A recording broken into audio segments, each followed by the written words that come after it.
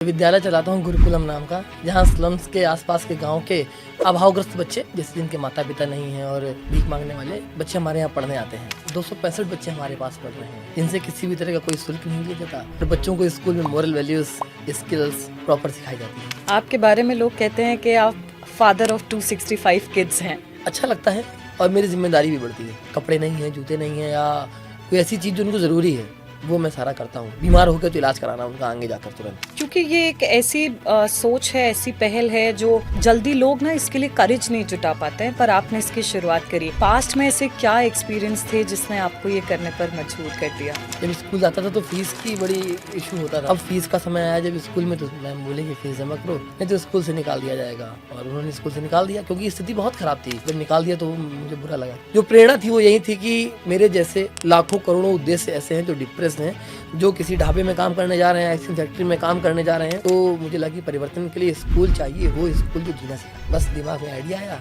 इस पे काम किया। आप बच्चों को भागवत गीता का भी पाठ देते हैं, क्या सिखाते हैं उन बच्चों को? बहुत ज्यादा तो लोड नहीं देता हूँ। कभी कभी भगवत गीता पेट में लेकर बैठ जाता हूँ। जो पेज खोल लिया, कोई एक श्लोक देख लिया, उसको समझा, जीवन में किस तरह इस्तेमाल हो रहा है ये समझा, फिर अपने आसपास के एटमॉस्फेयर को देखा, लोगों को देखा, जज किया, तो उनको चीजें अपने आप समझ में आने लगती है। आज गुरुकुलम जहाँ है और फ्यूचर में आप गुरुकुलम को कहाँ देखते हैं? बच्चे अभी फिलहाल धीरे धीरे एआई का यूज भी सीख रहे हैं। गुरुकुलम को मैं ऐसा स्कूल बनाना चाहता हूँ जो हर जगह हो, जहाँ हर व्यक्ति, हर तबके का व्यक्ति अपने बच्चे को भेज सके। उस पर फीस का कोई प्रेशर ना हो। शुल्क जरूरी है पर इतना लीजिए कि सामने वाला देने में सामर्थ्यवान हो। गुरुकुलम को मैं इस तरह लेकर आऊंगा हर जगह पर कि स्लम्स का, झुग्गी बस्ती का हर एक स्तर का बच्चा पढ़े। ब्रांचेस हूँ हमारी, तो इसको धीरे धीरे ही पूरे यूपी में, पूरे इंडिया में लाया जाएगा। प्रॉपर टीम काम करेगी इस पे। अभी एक बेस बहुत अच्छा तैयार हो जाएगा, आउटकम आ जाएगा तो लोग अपने आप जुड़ जाएंगे। पेरेंट्स के लिए बड़ी समस्या है कि स्कूल वाले लूट रहे हैं, पहले किताबों के नाम पे, उसके बाद एकेडमिक्स के नाम पे, और उसके बाद ना जाने क्या क्या खर्चे करवाते हैं। तो आपको लगता है कि आपका स्कूल जो है ऐसे स्कूल्स को टक्कर दे सकता है इन मॉरल वैल्यूज के बेसिस पे? लोग इस पर बोलते ही नहीं। मेरा स्कूल टक्कर नहीं देगा, गिरा देगा, खा जाएगा सारे स्कूलों। तो भगवान की कृपा रही तो कॉलेज भी खुद का खोल दूंगा।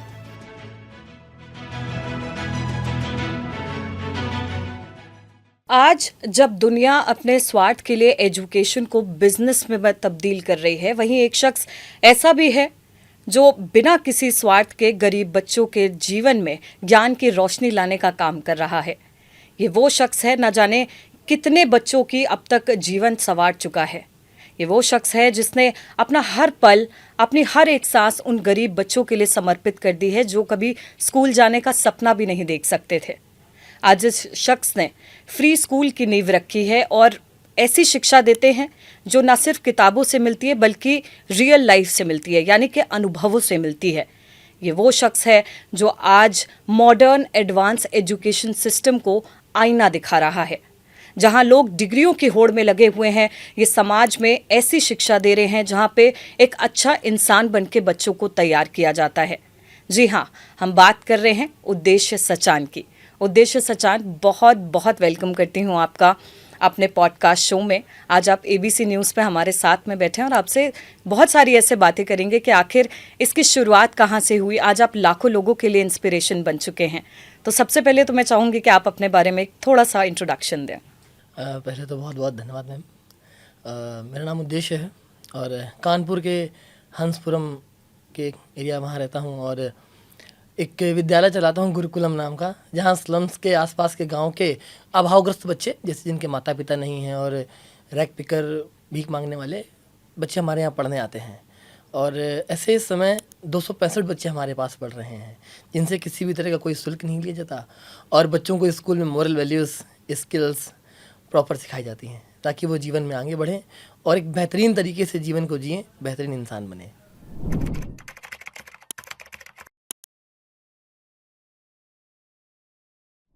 उद्देश्य, ये जो आपने स्कूल की शुरुआत की है, गुरुकुलम खुशियों वाला स्कूल, इसकी सोच कहाँ से आई?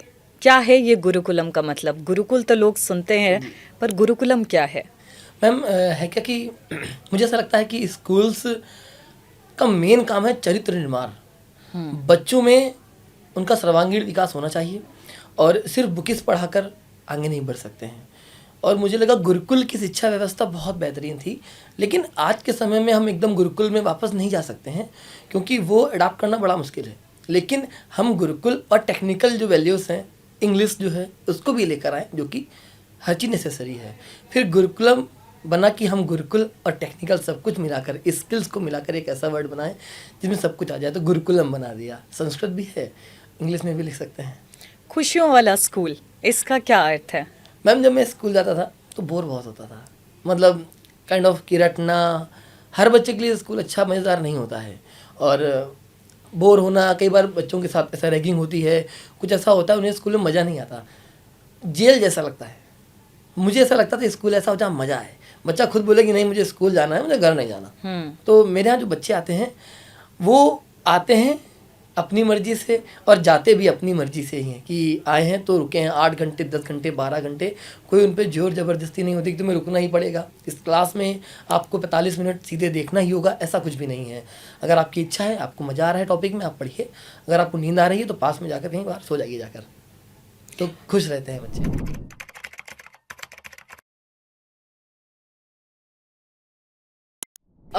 ये जो बच्चे हैं ये कहाँ कहाँ से आते हैं, और आपके पास जैसे जब आपने ये शुरुआत की थी तो कितने बच्चे आपके पास थे? मैम, आसपास की, जैसे मैं रहता हूँ जहाँ पर, वहाँ के 3 किलोमीटर की रेडियस के बच्चे आते हैं। और जब शुरुआत करी थी तो 6 साल पहले करी थी। और उस वक्त तो जैसे मैंने पम्पलेट छपवाया, सब कुछ करवाया, तो मुझे लगा था कि फ्री में पढ़ा रहा हूँ तो पहले दिन में 200 बच्चे आ जाएंगे, फ्री की वैल्यू होती है। पर पहले दिन 5 बच्चे आए थे और 5 बच्चों से शुरू किया, अप डाउन्स आए, थोड़ा चीज़ें धीमी रहीं, तेज रहीं। आज इस समय 265 बच्चे हैं, जो कि 400-500 भी हो सकते थे।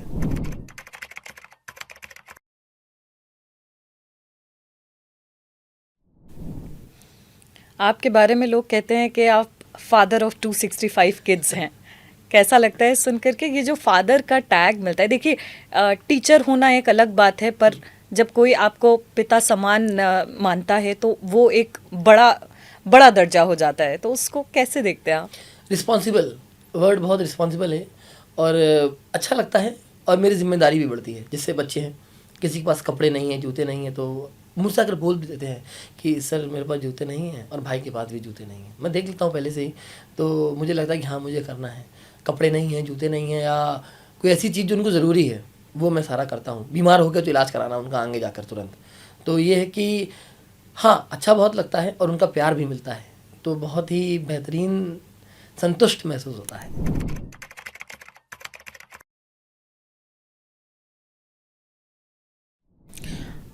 उद्देश्य जब क्योंकि ये एक ऐसी सोच है, ऐसी पहल है जो जल्दी लोग ना इसके लिए करेज नहीं जुटा पाते हैं, पर आपने इसकी शुरुआत करी। पास्ट में ऐसे क्या एक्सपीरियंस थे जिसने आपको ये करने पर मजबूर कर दिया? मैम, जब 6 साल का था तो 3rd क्लास में था कुछ, और 3rd क्लास में, क्योंकि शुरुआत में होता क्या ना कि घर में थोड़ा बहुत पढ़ाया और 1st 2nd पढ़ाने लगते थे घर वाले, तो पढ़ाने लगे। और जब स्कूल जाता था तो फीस की बड़ी इशू होता था। मम्मी, एक बार ऐसा हुआ कि मम्मी हॉस्पिटल में थी और पिताजी टेलर रहे हैं, और पास में एक प्रिया हॉस्पिटल है, वहाँ एडमिट थे। तो मतलब मम्मी एडमिट रहीं, काफ़ी दिक्कत थी, काफ़ी समस्याएं रहीं और इलाज उनका चल रहा था। अब फीस का समय आया जब स्कूल में, तो मैम बोलेंगे फ़ीस जमा करो, नहीं तो स्कूल से निकाल दिया जाएगा। और उन्होंने स्कूल से निकाल दिया, क्योंकि स्थिति बहुत ख़राब थी। और जब निकाल दिया तो मुझे बुरा लगा कि आप समझ लेती, बाद में दे दी जाती फीस। फिर ये सेम चीज़ 6th क्लास में भी हुई, मतलब जहाँ पढ़ता था उन्होंने भी काफ़ी फीस के लिए फोर्स किया। सारे माता पिता चाहते हैं कि बच्चा उनका अच्छी जगह पढ़े। शुरुआत में जो बन पाता है वो करते हैं, जब दिक्कत होती है तो वो भी कहते हैं कि नहीं यार मैनेज करो, सर से हाथ पैर जोड़ते हैं। मेरे पिताजी ने बहुत, मम्मी ने बहुत देखा, संघर्ष किया, उनसे कहा कि नहीं पढ़ा लीजिए, पर हुआ नहीं। तो जब स्कूल से निकाला तो बड़ा बुरा लगा, और मुझे लगा कि स्कूल तो चरित्र निर्माण के लिए है ना, आप अगर ऐसा चरित्र दिखाएंगे तो बड़ा इम्पैक्ट पड़ेगा। तो मुझे लगा कि परिवर्तन की बहुत आवश्यकता है, ना सिर्फ ये एक छोटा सा पॉइंट है। फिर मैंने पाया कि 12th में, कि जब एग्ज़ाम दिए 12th के, अच्छे मार्क्स आए, लेकिन कहीं जॉब के लिए जा रहा हूँ तो जॉब नहीं मिल रही है, क्योंकि स्किल्स नहीं थे मेरे पास। वही रटाया सिलेबस था। हमें ऑब्वियस A+B होल स्क्वायर का यूज़ होता है, साइन कॉस थीटा का यूज़ होता है, बहुत ज़्यादा यूज़ होता है, लेकिन कहाँ होता है, कैसे होता है, सबको नहीं बताया गया। और मुझे लगता कि स्किल्स बहुत नीडेड है। एक बच्चा जो 12 साल का हो जाता है उसके मन में प्यार, कई सारी भावनाएं आती हैं और वो उसको उस बारे में पढ़ाया बताया नहीं जाता है और 17-18 की उम्र में डिप्रेशन एक आम सी बात हो गई है। मुझे लगा कि स्कूल ऐसा हो जो जीना सिखाए। बुक्स बाद में, पहले जीवन इंपॉर्टेंट है, पहले आपको खुश रहना सिखा दे, आर्ट ऑफ लिविंग सिखा दे, इसके बाद बाकी चीज़ें। तो लगा कि यार स्कूल से कर सकते हैं और स्कूल खोलना बहुत टफ टास्क था। प्रयास किए थोड़े बहुत और स्कूल खोल लिया। उसकी एक अलग सी कहानी है, लेकिन जो प्रेरणा थी वो यही थी कि मेरे जैसे लाखों करोड़ों उद्देश्य ऐसे हैं जो डिप्रेस्ड हैं, जो किसी ढाबे में काम करने जा रहे हैं, आइसक्रीम फैक्ट्री में काम करने जा रहे हैं, उन्हें पता ही नहीं कि वो गलत कैसे थे या कब गलत थे, कैसे उनके साथ क्या हुआ, वो बस एक सिस्टम का हिस्सा बन के निकल आए। तो मुझे लगा कि परिवर्तन के लिए स्कूल चाहिए, वो स्कूल जो जीना सिखाए। बस दिमाग में आइडिया आया, फिर इस पे काम किया।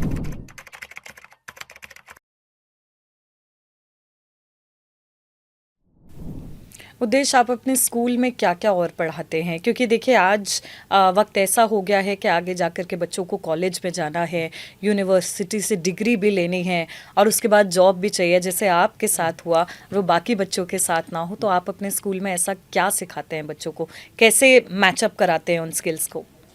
मैम, जो सबसे बड़ी चीज़ है, मुझे लगता है कि बच्चों को किसी व्यक्ति को जानने की कला आनी चाहिए। फिलॉसफी, साइकोलॉजी, हर एक चीज़ उनको पता होनी चाहिए। इसके बाद जीवन जीने की कला बहुत ज़रूरी है। तो मैंने स्कूल में ये किया कि बुकिस तो है ही, बच्चों को म्यूज़िक, स्पोर्ट्स और इसके बाद थोड़ा बहुत थिएटर और योगा, जिम, इन सब चीज़ों में लगाया शुरुआत से ही। तो बच्चों के मन में जैसे क्रिकेट खेलना है, तो क्रिकेट क्या करता है, आपको अटेंटिव बनाता है, फोकस्ड बनाता है। और आप क्या करते हैं कि आप एक प्लान तैयार करते हैं सामने वाली टीम के लिए, आप उस पर काम करते हैं, तो आपके दिमाग का विकास होता है। स्पोर्ट्स आपके लिए बहुत नीडेड है। तो ये करके मैंने जब ये प्रयास किया तो बच्चों में देखा कि चेंज काफ़ी है।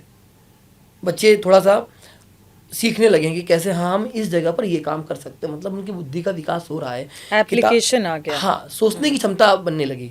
तो फिर बच्चों को स्कूल में मैंने ये कर रखा है कि जिम करो, म्यूज़िक सीखो, क्रिकेट खेलो, बाकी स्पोर्ट्स करो, चेस खेलो, जब जो इच्छा हो वो करो, थोड़े बहुत नॉवेल्स भी पढ़ो, बुक्स भी पढ़ो और आराम करो, ज़्यादा लोड नहीं लेना है।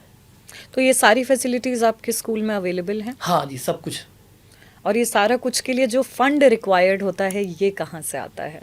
दुनिया बहुत अच्छी भी है और कई तरह के लोग भी हैं। तो जैसे मेरा काम इंस्टाग्राम में जब वायरल हुआ तो उसके बाद बहुत अच्छे लोग मिले। कुछ लोग तो ऐसे हैं कि महीने में 1 रुपये, कुछ लोग दिन का 1 रुपये भेजते हैं मुझे, एक दिन का 1 रुपये, एक दिन का 1 रुपये। कुछ लोग ऐसे हैं, किसी ने 100 रुपये, किसी ने 1000 रुपये। और जब मुझे बहुत दिक्कत हुई तो कुछ देवमानुष पीछे से 10,000 दे दिए, 50,000 दे दिए, 1 लाख दे दिए। ऐसे लोग हैं जो अच्छे काम में मदद के लिए आगे आते ही आते हैं। तो शुरुआत में बहुत संघर्ष था, 4 साल जब से काम वायरल हुआ तो लोगों ने अपने हिसाब से कुछ देना शुरू किया। 1 रुपये से लेकर 50,000 देने वाले हैं मेरे पास। जो जब मुझे समस्या होती है तो बड़ा अमाउंट आ जाता है, जब ईजिली बाकी चलाने के लिए स्कूल 2 रुपये, 5 रुपये, 10 रुपये, 100 रुपये, हर तरह का आदमी मैं बहुत आराम से मांगता हूँ कि जो दे सकते हो आप, सब इस्तेमाल होगा।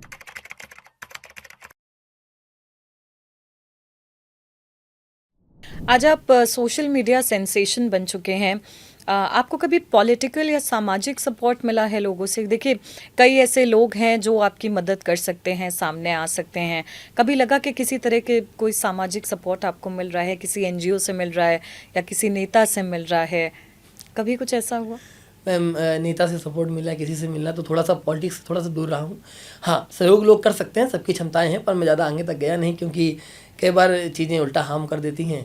इसलिए सपोर्ट तो नहीं कह सकते हैं, वो होता है कि मौखिक सहयोग जो कि हाँ आप अच्छा काम कर रहे हैं, इसके अलावा कुछ भी आश्वासन दे सकते हैं। आश्वासन मिला, इसके अलावा कुछ भी नहीं। हाँ, लेकिन एक कंपनी है क्विलबॉट, उन्होंने बहुत सपोर्ट किया मेरा। अभी रिसेंट में अव्यम भारद्वाज हैं, मेरे बहुत अच्छे मित्र हैं, उन्होंने बहुत सहयोग किया मेरा इस चीज़ में। और हमने एक स्कूल को जो प्रॉपर एक हब होता है बच्चों के लिए, वो बनाने में उनका बहुत योगदान रहा। तो कुछ अच्छे लोग हैं जो सहयोग करते हैं।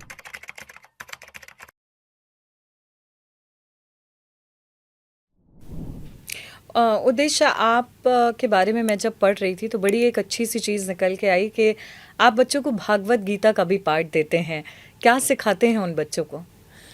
बहुत ज़्यादा तो लोड नहीं देता हूँ, कभी कभी भगवत गीता पेट में लेकर बैठ जाता हूँ और बच्चे भी अपना आराम से क्या करते हैं कि उन पे ये प्रेशर नहीं कि आपको किताब पढ़नी है। वो जो पेज खोल लिया, कोई एक श्लोक देख लिया, उसको समझा, जीवन में किस तरह इस्तेमाल हो रहा है ये समझा, फिर अपने आसपास के एटमॉस्फेयर को देखा, लोगों को देखा, जज किया, तो उनको चीज़ें अपने आप समझ में आने लगती हैं धीरे धीरे। तो वो ज़्यादा ये होता है कि उनको पता है कि ज़्यादा लोड नहीं लेना, जीवन एक बार का है, अंततः मृत्यु एकमात्र सत्य है, जीवन को खुशी खुशी जितना हम जी सकते हैं उस तरह जीना है।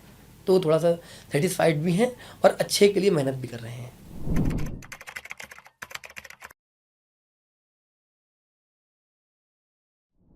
कई ऐसे बच्चियां भी होंगी आपके स्कूल में जो इस वक्त बड़ी हो रही हैं, कई तरह के हार्मोनल चेंजेस होते हैं, तो बड़ा असहज महसूस करती होंगी वो आपके पास आने में। तो कैसे उनको आप पढ़ाते हैं इस बारे में, जो समाज में बड़े खुल करके बातें नहीं होती हैं, पीरियड्स होते हैं या और भी किसी तरह की कोई प्रॉब्लम्स हैं, तो उसको कैसे केटर करते हैं? वो बच्चियाँ सबसे ज़्यादा सहज हैं मेरे पास। वो अगर पीरियड्स होते हैं तो मुझको पता होता है, पैड्स मैं ही देता हूँ। और इसके बाद क्या है कि जब वो बहुत छोटी थी तब से पढ़ा रहा हूँ, तो जो बॉन्डिंग है ना, बहुत एक रिश्ते से इतना ज़्यादा परे कि मैं ही भाई हूँ, मैं ही पिता हूँ, मैं ही दोस्त हूँ, तो सब कुछ शेयर करते हैं। और वो जो बॉन्डिंग बहुत बेहतरीन है कि शायद वो अपने माता पिता किसी से शेयर करते ही नहीं जितना मुझे अपने बारे में बताते। इवन तो ये है कि एक आज के ज़माने में एक 12 साल की बिटिया भी कहीं अफेयर में एंगेज है, अगर आप ज़मीन पुतरेंगे तो देखेंगे, शायद वो भी कभी रही होंगी। और उन्होंने मुझे बताया होगा, तो मैंने कहा कि नहीं, हाँ, इससे किस तरह डील करना है और कैसे बाहर आना है। तो ये चीज़ें मैं ही ध्यान देता हूँ। तो अभी तो बहुत, जितना सहज मैं उनके पास हूँ वो मेरे पास है, शायद इतना तो किसी के पास नहीं।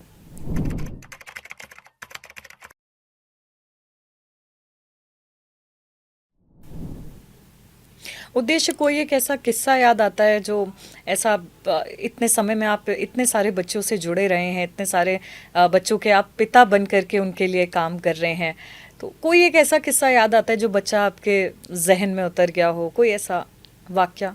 जी, एक बच्चा है, किस्से तो बहुत सारे हैं। एक बच्चा है, वो थोड़ा सा शुरुआत में संगत का असर थोड़ा पड़ा, तो थोड़ा हल्का फुल्का नशे वशे में इंगेज रहा और मेरे पास शुरुआत में पढ़ने आता था। पहले तो उसका पढ़ने में मन नहीं लगता था एकदम शुरुआत में, पर वो मेरे पास आया तो उसको अच्छा लगा।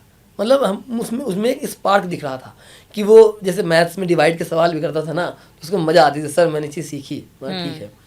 और होता क्या है कि अगर किसी को कुछ नहीं आ रहा, आप जरा सा भी उसको सिखाएंगे और वो सीखेगा, तो बहुत अच्छी चीज़ है, एक पॉजिटिव इम्पैक्ट है कि आपके कारण कोई कुछ सीख रहा है। तो बच्चे में काफ़ी अच्छा चेंज था और बच्चा अच्छे से कर रहा था, लेकिन कुछ रीजंस के कारण उसने स्कूल को ड्रॉप कर दिया और वो चला गया, कई सारी चीज़ों में इंगेज हो गया, गलत चीज़ों में, और स्थिति इतनी आ गई थी कि शायद वो जेल तक चला जाता, लेकिन ऐसा हुआ नहीं। वो स्थिति तक आ गया था, लेकिन जब उससे लगा कि सब बिगड़ने वाला है, मैं एक दिन स्कूल के बाहर मंदिर के पास बैठा हुआ था, तो मेरे पास में आया, तो मुझे लगा ये कहाँ से आ गया आज इतने दिन बाद, आके बगल में बैठा कर थोड़ा सा रुआसा सा होकर बोला, सर सब अब सर सब ख़त्म हो गया, बहुत गड़बड़ है, कुछ करिए आप। मैंने कहा हाँ। मिड सेशन था, आज तक मैंने मिड सेशन में बच्चे नहीं उठाए कभी। उससे मैंने बोला कि हाँ तुम आ जाओ, वो आया। आज वो बच्चा मेरे स्कूल का मेरा सबसे प्यारा बच्चा है। बहुत म्यूज़िक में बहुत इंगेज रहता है और कई सारी चीज़ें, मुझसे आप कुछ भी बोलेंगे, कोई भी काम बोलेंगे तुरंत करेगा, बहुत सहज है। और सहजता सीखनी बहुत ज़रूरी है, शायद यही स्कूल्स का काम होना चाहिए कि बच्चों को अच्छा इंसान बनाए। आज वो अच्छा इंसान है।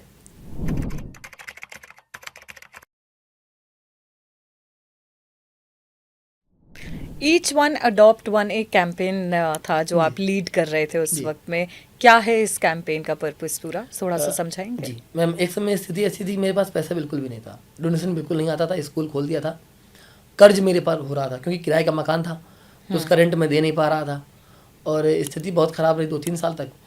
तो मेरे मन में आया कि ऐसा कर लेता हूँ कि जो लोग कैपेबल हैं उनसे कोई नॉमिनल सा अमाउंट मांग लेता हूँ कि वो 300, 400, 500 जो दे पाए। तो 4 साल पहले मैंने 300 रुपये का एक नियम बनाया था कि 300 रुपये दे दीजिए और मैं एक बच्चे का आपकी तरफ से ध्यान रखूँगा। तो बहुत लोग आगे आए, आज भी 300 रुपये देने वाले लोग मेरे पास जुड़े हैं। उस ग्रुप में मैंने जब ऐड किया था तो 120-25 लोग थे, सारे लोग कैरी नहीं कर पाए। अभी भी उसमें 50-55 लोग हैं जो 1 तारीख जब आती है ना तो 300 रुपये मेरे अकाउंट में डाल देते हैं। ये 300 रुपये आप बच्चों को पढ़ाइए। 4 साल 5 साल हो गए हैं। कुछ बहुत कैपेबल हो गए हैं, जो आगे बढ़ गए हैं, वो और ज़्यादा भेज देते हैं, कोई 500, कोई 10,000, कोई 2,000, कुछ 1 रुपये लगातार भेज रहे हैं। तो ईच वन अडॉप्ट वन से है कि आपके मन में भी ये रहेगा कि आप किसी के लिए कुछ कर रहे हैं, क्योंकि ये तन मन धन तीनों जरूरी हैं किसी भी बड़े काम को करने के लिए, और सबका हिस्सा उतना ही। अगर मैं यहाँ पर मन से लगा हूँ, तन से लगा हूँ, तो आप धन से लगे हैं, आपका बराबर का योगदान है। सिर्फ मेरा स्कूल नहीं है, मैं एक निमित्त मात्र हूँ, मैं कुछ कर रहा हूँ और मैं नहीं कर रहा हूँ, मैं लगा हुआ हूँ, बस सब लोग हैं ना तभी तो हो रहा। तो सबका जो भी योगदान है वो मेरे लिए बहुत उपयोगी है और बच्चों के लिए बहुत उपयोगी है।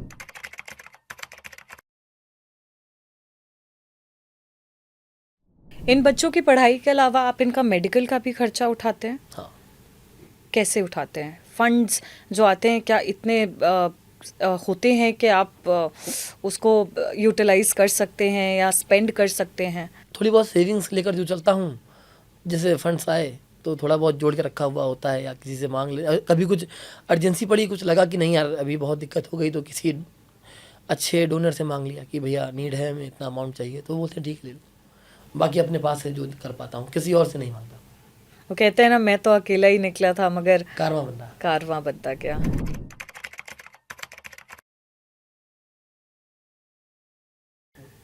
एक्टर आर माधवन ने भी आपके लिए प्रमोशन किया था, आपको बोला था कि कहीं ना कहीं वो आपको एज एन इंस्पिरेशन देखते हैं, सोशल मीडिया पे आपके बारे में शेयर किया था, तो उसके बारे में क्या कहेंगे? गूज़बम्प था मेरे लिए ये मोमेंट। जैसे न्यूज़ में काफ़ी बार आया, पॉडकास्ट हुए, बहुत कुछ, सब कुछ वायरल वीडियोस हुए, सब कुछ था, लेकिन जिस दिन मैंने स्टोरी पे आर माधवन देखा था ना, क्योंकि मुझे ना 3 इडियट्स वाला स्कूल बनाना था, वही बना रहा हूँ। वो एक इडियट फरहान मुझे उसमें मिला, आर माधवन लीजेंड, बहुत बेहतरीन व्यक्ति। मतलब आप कितने बड़े स्तर पर हैं एक अलग चीज़ है, मानसिक रूप से आप कितने बड़े स्तर पर हैं, कितने सहज हैं, ये एक अलग चीज़ है। जब मैंने स्टोरी पे देखा तो बड़ा अच्छा लगा था। मतलब वो मेरे लिए मोमेंट था कि नहीं, ये तो बहुत बड़ी बात हो गई, पहचान मिली। हाँ, पहचान से ज़्यादा ये था कि इतने बड़े आदमी ने शेयर किया है, इस चीज़ को समझा है, मेरे विज़न को समझा है, मतलब ट्रस्ट है मेरे विज़न पर, ये मुझे बहुत अच्छा लगा। तो वो बहुत अच्छा मोमेंट था मेरे लिए। और ये कि काफ़ी एक्टर हैं जो मदद कर देते हैं कहीं ना कहीं आकर, क्योंकि उन्होंने काम को देखा हुआ। ट्रांसपेरेंसी पूरी है, बच्चों के लिए जी रहा हूँ, यही जीवन है पूरी तरह से, तो लोग आगे आते हैं।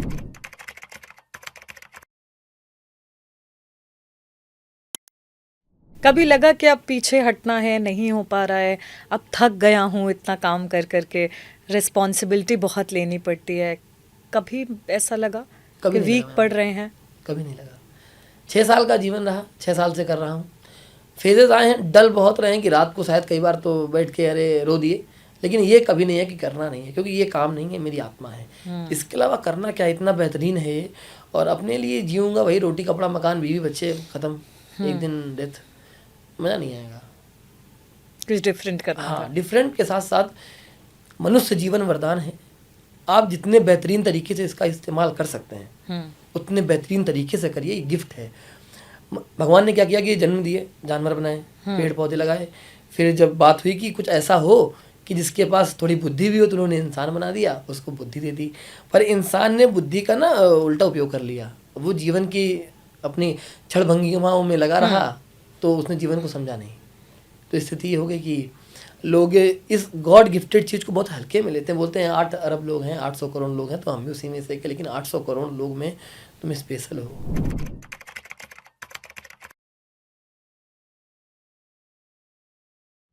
उद्देश्य आज आप जहाँ खड़े हैं, और अगर आप पास्ट में जो उद्देश्य, एक बच्चा था जिसको स्कूल से निकाल दिया गया था, उस बच्चे को अगर कुछ सलाह देना चाहेंगे तो क्या देंगे? हाँ, मैं उस बच्चे से बोलूँगा कि ठीक है, जो हुआ था वो बहुत बेहतरीन था, अगर वो ना होता तो तुम यहाँ ना होते, और शायद जो तुम कर रहे हो वो होता है ना भगवत गीता में लिखा कि जो हुआ था अच्छे के लिए हुआ था, जो हो रहा है अच्छे के लिए हो रहा है, और जो होगा अच्छे के लिए होगा।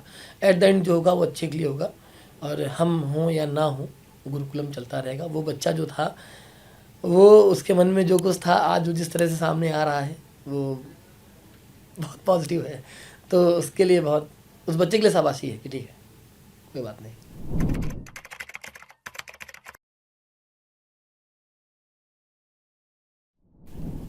आज गुरुकुलम जहाँ है और फ्यूचर में आप गुरुकुलम को कहाँ देखते हैं? क्या फ़र्क रहने वाला है? क्या आप उसमें मॉडर्न एजुकेशन सिस्टम की कई ऐसी चीज़ें हैं जो डालेंगे और उसके बाद बच्चों को आगे यूनिवर्सिटी और कॉलेज के लिए तैयार करेंगे? बच्चे अभी फ़िलहाल धीरे-धीरे एआई का यूज़ भी सीख रहे हैं और इसके बाद प्लान ये है कि गुरुकुलम को मैं ऐसा स्कूल बनाना चाहता हूँ जो हर जगह हो, जहाँ हर व्यक्ति, हर तबके का व्यक्ति अपने बच्चे को भेज सके, उस पे फ़ीस का कोई प्रेशर ना हो। मैंने अभी फ्री में पढ़ाना स्टार्ट किया, हमेशा पढ़ाऊँगा, कोई फ़ीस नहीं ली जाएगी। सारे स्कूलों से जो भी मेरी तो ये राय है कि आप ठीक है, शुल्क ज़रूरी है पर इतना लीजिए कि सामने वाला देने में सामर्थ्यवान हो और उसकी भावनाओं को, जैसे कोई समस्या होगी तो उसे समझिए। तो ये मेरी किसी स्कूल से किसी से कोई जाति तो है नहीं कि नहीं आप इतना लूट रहे हो, ठीक है, एवरीथिंग इज़ फाइन। आप बस समझ लीजिए सामने वाले की स्थिति को। गुरुकुलम को मैं इस तरह लेकर आऊँगा हर जगह पर कि स्लम्स का, झुग्गी बस्ती का हर एक स्तर का बच्चा पढ़े, अच्छा पढ़े, ब्रांचेस हों हमारी, और जो बच्चा पढ़े वो पढ़ाए भी, क्योंकि शिक्षक का जो काम वो बहुत ज़्यादा टफ और बहुत ज़रूरी है। तो इसको धीरे धीरे ही पूरे यूपी में, पूरे इंडिया में लाया जाएगा। प्रॉपर टीम काम करेगी इस पे। अभी एक बेस बहुत अच्छा तैयार हो जाएगा, आउटकम आ जाएगा तो लोग अपने आप जुड़ जाएंगे।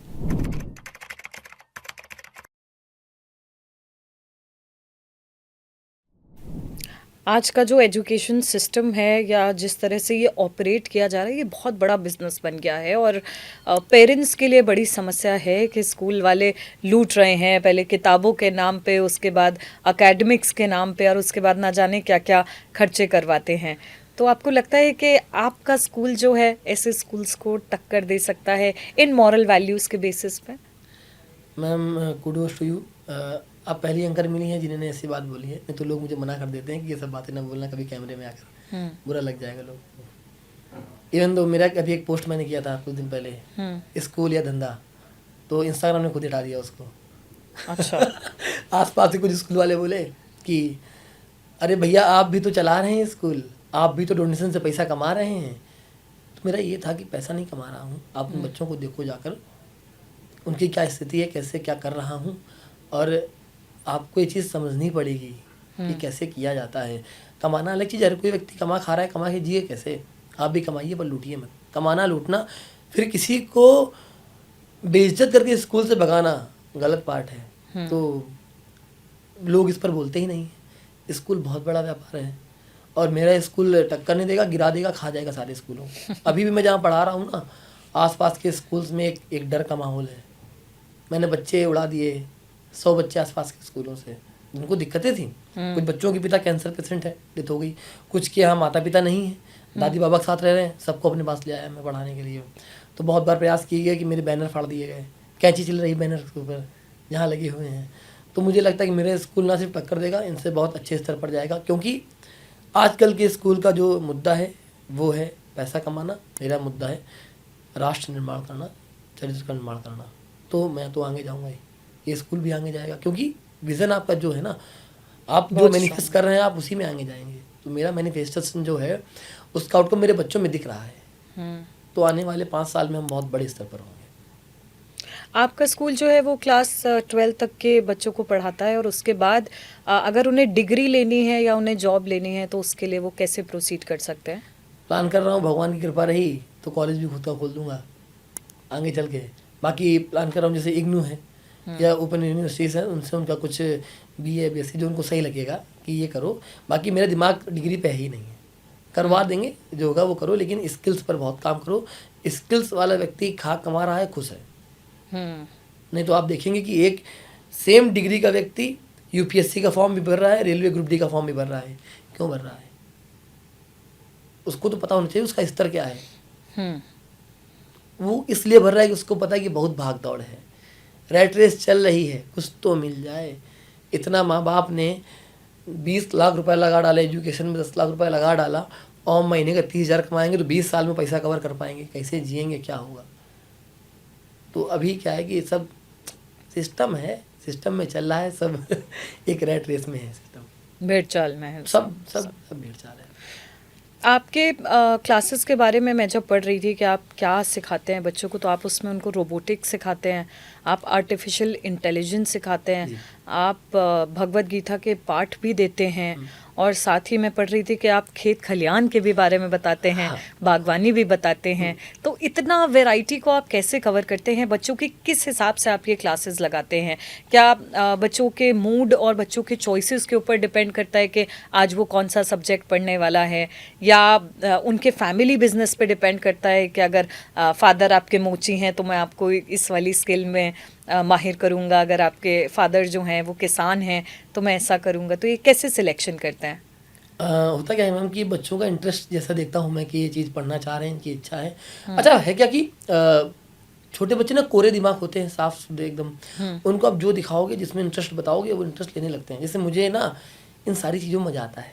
मैं कभी कभी क्या करता हूँ कि शायद गबन पढ़ने लगूँ, कभी कभी मैं मनी हाइस्ट देखने लगता हूँ। हर एक चीज़ मैंने पढ़ी देखी। क्या कभी शायद भोजपुरी मूवी देख ली होगी, तो कभी मैं ब्रेकिंग बैड देख रहा हूँ।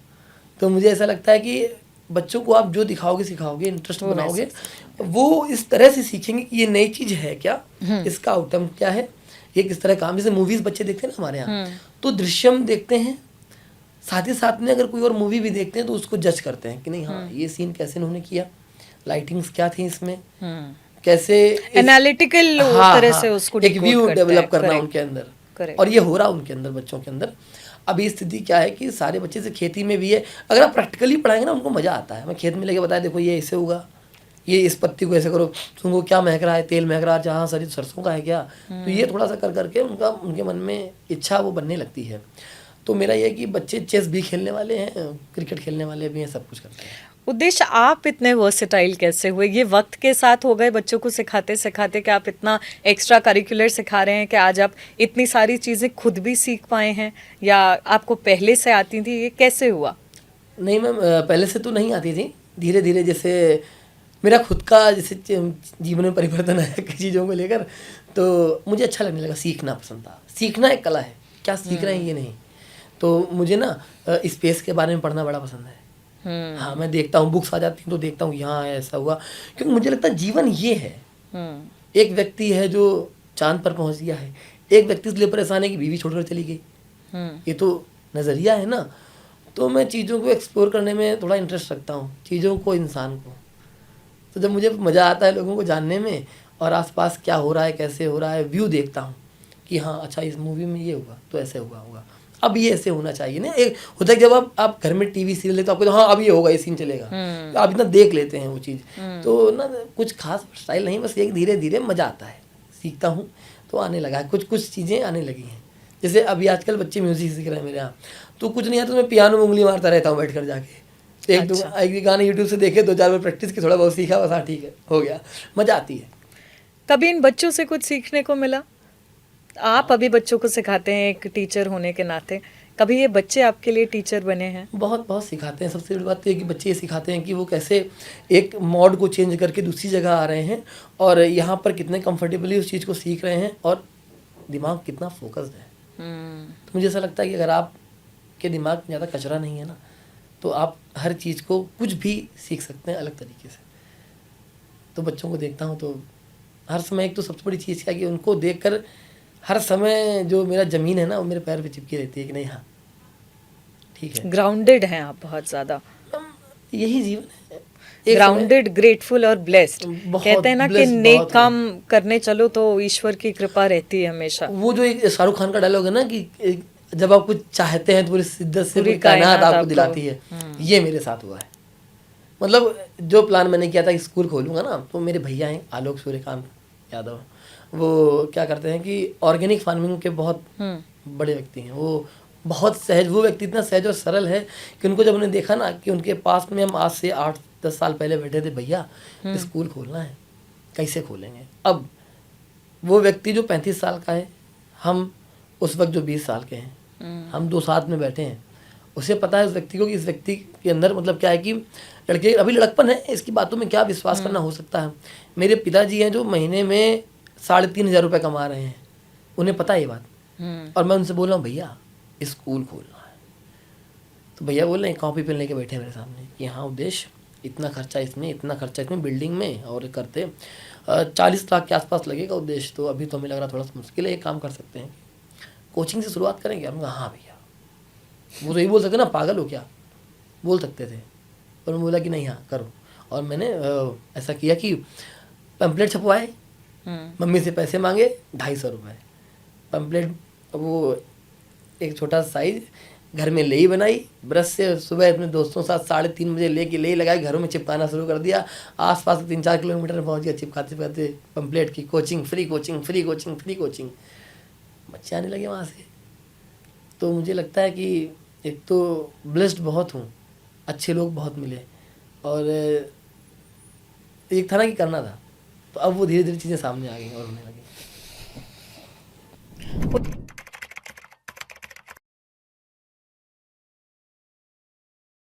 उद्देश्य आगे के क्या प्लान्स हैं आपके, अपने पर्सनल लाइफ के और गुरुकुलम के? पर्सनल लाइफ में ये है कि जो कर रहा हूँ ना उसमें बड़ा मज़ा आ रहा है, और अभी कोई जिम्मेदारी मैं संभाल नहीं सकता हूँ दूसरी इसके अलावा। तो काम अभी क्योंकि शुरुआत है, और बहुत बहुत छोटी सी सीढ़ी चढ़ा हूँ, बहुत बहुत कुछ अचीव नहीं किया है। ये है कि जो चीज़ 10 साल में होने वाली थी वो 3 साल में हो गई है। पीछे मुड़कर देखता हूँ तो बहुत ग्रेटफुल हूँ कि यार एक समय ऐसा था कि मम्मी के साथ ट्रक में बैठकर हम पापा दोनों भाई चले जा रहे हैं नानी के यहाँ, और वो धूल मिट्टी खड़खड़ खड़खड़ 10-10 रुपये में पापा बहस कर रहे हैं। अब ये है कि जीवन थोड़ा सा मेंटेन है। तो बहुत कुछ भगवान ने दिया है, मेहनत ने दिया है, लोगों ने दिया है। तो अभी ये है कि पर्सनल कोई भी प्लान नहीं है सिवाय गुरुकुलम के। ये काम मेरी आत्मा है, जब मैं इसे बहुत बहुत स्तर तक मेंटेन करूँगा, इसके बाद आगे कुछ देखा जाएगा। और गुरुकुलम आगे एक बहुत बड़ा रास्ता होगा हर एक स्तर के बच्चे के लिए, जिससे वो अपने जीवन को अच्छा है। मेरा मानना है कि सारे काम अच्छे हैं, हर कोई IAS डॉक्टर नहीं बन सकता, पर हमारे माता पिता ने क्या बोला कि डॉक्टर बनूं, इंजीनियर बनूं। वो जो सफाई कर रहा है उसकी वैल्यू क्या है? अगर वो नहीं होगा तो काम नहीं चल पाएगा। अगर मेरे घर सामने सीवर है तो हमको दिक्कत दे रहा है, अब तो हम साफ करें या तो व्यक्ति साफ करे आकर। पर हमारे नहीं यार ये तो गलत काम है, गंदा काम है। गंदा काम कैसे है? तो ये मेंटालिटी जब हमारे युवाओं में भर दी जाएगी कि सारे काम अच्छे हैं। स्कूल के बाथरूम में एक बार मैंने साफ़ किए बच्चों के सामने, फिर बच्चों ने मेरे सामने साफ़ किए, वाह, ताकि समझ में ये आ जाए कि जीवन सबके लिए बराबर है। एक चीज़ की कमी है, वो है जीवन जीने की कला, खुश रहना। हाँ, आज के ज़माने में पैसा बहुत ज़रूरी है, पर मेरे हिसाब से थोड़ा सा अगर मानसिक स्तर देखा जाए तो बहुत ठीक है। जैसे कई बार है कि हम अनग्रेटफुल हैं कि हमारे पास ये नहीं है, वो नहीं है। मैं बगल में किसी को कैंसर से मरते हुए देख रहा हूँ, और फिर मैं सोचूं कि भाई साहब मुझे कैंसर नहीं है। I am so grateful. कई बार आप सोचते हैं ना कि एक व्यक्ति कितना तड़प रहा है, वो बस इतना चाह रहा होगा कि यार ये कैंसर ना होता, ये कैंसर ना होता, कितना कितना मजा आ जाता। और उसका बता दो कि कैंसर नहीं है, तुमको रिपोर्ट थोड़ी सही आ गई है, तो गड़बड़ था, वो पागल हो जाएगा आदमी, खुशी से पागल हो जाएगा। वो उस दुश्मनों को फ़ोन करेगा, गले मिलेगा, नाचेगा, झूमेगा, वो शायद सालों सारे तक पाप अपने किए हुए धो लेगा। वो कितना खुश हो जाएगा।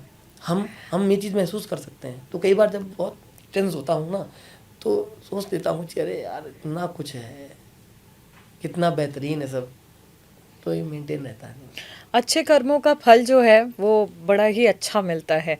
कहते हैं कि कर्मा है ना, वो हिट बैक करता है, वापस आता है। बहुत देखा। क्योंकि आपने कुछ अच्छा किया समाज में, इसलिए पलट के आज आपके पास सब कुछ अच्छा आ रहा है, और यही अच्छाई है जो आप अपने बच्चों में दे रहे हैं। क्योंकि अब वक्त कम है तो आपसे चाहूँगी कि अपने स्कूल के बारे में, या अगर आप लोगों से चाहते हैं कि आगे आकर के आपके लिए कुछ मदद कर सकते हैं, बच्चों के लिए कर सकते हैं, तो आप हमारे व्यूअर्स को क्या मैसेज देना चाहेंगे? बिल्कुल, मैं चाहता हूँ कि जैसे कुछ लोग जो जुड़ना चाहते हैं, तो एक फैक्ट है कि ऑनलाइन पढ़ाना तो बड़ा मुश्किल है, छोटे बच्चे हैं, औपचारिकता होती है उनके लिए। आप डोनेट कर सकते हैं, सबसे बड़ा फैक्ट है, क्योंकि हमें खर्चे उनके बहुत सारे होते हैं बच्चों के, व्हीकल का खर्चा, इसके बाद उनके खाने पीने का खर्चा जो मैं कर पाता हूँ बीच बीच में, और इसके बाद पढ़ाई का, टीचर्स का सब कुछ है। तो जो भी आप नॉमिनल से नॉमिनल डोनेट कर सकते हैं वो डोनेट करें, अगर आप कर सकते हैं तो। और इसके बाद अगर आप कोई सामान देना चाहते हैं स्कूल में तो वो दे सकते हैं। तो मेरा नंबर मैं मेंशन कर दूंगा, तो वो या तो आप इंस्टाग्राम में उद्देश्य सचान के नाम से प्रोफाइल है, आप आइए, उसमें मैसेज डालिए, और आपसे हमारा जो भी होगा एक बातचीत होती रहेगी, तो जुड़े रहेंगे। ठीक है, थैंक यू उद्देश्य हमारे साथ जुड़ने के लिए इस पॉडकास्ट पे। तो आपको बता दूं कि आज उद्देश्य सचान लाखों लोगों के लिए इंस्पिरेशन बन चुके हैं, एक क्रांति ला रहे हैं, एक आंदोलन शुरू किया है उन्होंने, एक बेहतर कल के लिए, एक बेहतर समाज के लिए और एक बेहतर युवा पीढ़ी के लिए, जो आगे आने वाले बच्चों का जो जीवन है वो सुधार सकते हैं, वो भी शिक्षा के माध्यम से। कहते हैं कि शिक्षा नहीं तो कुछ नहीं, और शिक्षा है तो शायद आप अपना लिखा हुआ भाग्य भी बदल सकते हैं। तो हमारे साथ आज थे उद्देश्य सचान, जो कि गुरुकुलम स्कूल के फाउंडर हैं। अगर आप भी आगे आकर के मदद करना चाहते हैं इस फ्री स्कूल की, जहाँ पे फ्री व्यवस्थाएं ये देने का काम कर रहे हैं, तो प्लीज़ उद्देश्य सचान को ज़रूर से फॉलो करें, उन्हें कॉल करें, उन्हें अप्रोच करें और जितनी मदद कर सकते हैं उसके लिए आगे आएँ। देखते रहिए ABC न्यूज़।